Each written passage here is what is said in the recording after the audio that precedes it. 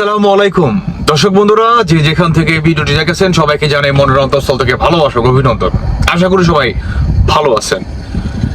নাসির উদ্দিন পাটোয়ারির জন্য মির্জা আব্বাসের আজকের এই বেহাল দশা, কিংবা উনি যদি এভাবে বলি খারাপ হবে না, অনেকটা উনি মৃত্যুর সাথে পাঞ্জা লড়ছেন। বর্তমান উনি এভার কেয়ার হসপিটালে আইসিইউতে মৃত্যুর সঙ্গে লড়াই করে যাচ্ছেন এবং ওনার শুভাকাঙ্ক্ষী যারা রয়েছে সকলেই তার জন্য দোয়া করছে। তবে যার জন্য নাকি এই অবস্থা, তারা কি মন থেকে দোয়া করছে বা এটার জন্য দায়ী কে? আপনারা এই ভিডিওটি দেখলে আর একটু ভালোভাবে বুঝে যাবেন। দেখুন এই নর পিশাচদের অবস্থা দেখুন, এদের আশেপাশের যে মানুষগুলো রয়েছে তাদের মুখের এক্সপ্রেশনের দিকে একটাবার তাকান, তাহলে আর একটু ভালোভাবে আপনারা বুঝে যাবেন। মানে এরা যে ভিতরে ভিতরে চাচ্ছে, মানে একটা আপনার গোষ্ঠী তারা মির্জা আব্বাসের পিছনে কেন লাগছে, যাতে তাকে মানসিক ভাবে ডিপ্রেশন দেওয়া যায়, প্রেশার ক্রিয়েট করা যায়, ইভেন একটা সময় উনি স্ট্রোক করবে। তারা এটাই চাইছে এক্স্যাক্টলি। তাদের মুখের এক্সপ্রেশন গুলো তো আপনারা দেখেছেন, তাই না? কোন সুস্থ সবল মানুষের কখনো কি এই ধরনের মুখের এক্সপ্রেশন থাকে আশেপাশের? নাসির উদ্দিন পাটোয়ারি উনি হেসে পর্যন্ত দিয়েছে। মানে তার মানে কি, তারা যে ফর্মুলাতে আগাচ্ছিল যে মির্জা আব্বাসকে একদম এমন ভাবে তাকে ডিপ্রেশন করা হবে, এমন ভাবে তাকে মানসিক ভাবে চাপ দেওয়া হবে যাতে উনি স্ট্রোক করে, সেটাই তো করছে উনি, সেটাই তো করছেন উনি। উনি বর্তমানে এবার কেয়ার হসপিটালে আইসিইউতে আছে, মৃত্যুর সঙ্গে পাঞ্জা লড়ছেন। হয়তোবা কয়েক ঘন্টার ভিতরে ওনাকে সিঙ্গাপুর নেওয়া হবে উন্নত মানের চিকিৎসার জন্য। তবে বড় কথা হচ্ছে উনি বাঁচবেন তো, এটা হচ্ছে বড় কথা। এটার জন্য দায়ী কে? ডিরেক্ট এনসিপি এবং নাসির উদ্দিন পাটোয়ারি।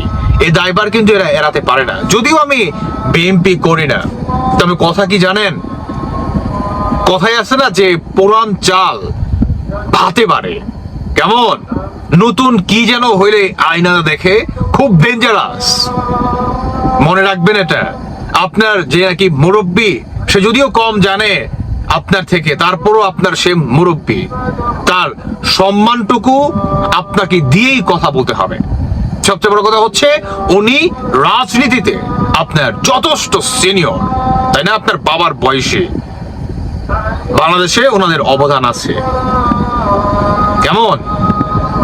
তবে বিএনপির হাই কমান্ড থেকে এটা বর্তমান খুব ভালোভাবে দেখতে হবে, কারণ এদের মতো নেতাদের যদি টুকাইদের এই বাংলাদেশ, মানে বাংলাদেশের অ্যাকচুয়ালি ক্যান্সার এই এনসিপি বা নাসির উদ্দিন পাটোয়ারির মতো যারও সন্তানেরা, এদের মতো ক্যান্সারদের যদি হাই কমান্ড থেকে নির্মূল করা না হয়, যদি ভ্যাকসিন আপনার না তৈরি করে বিএনপি, তাহলে ভবিষ্যতে খুব খারাপই আছে।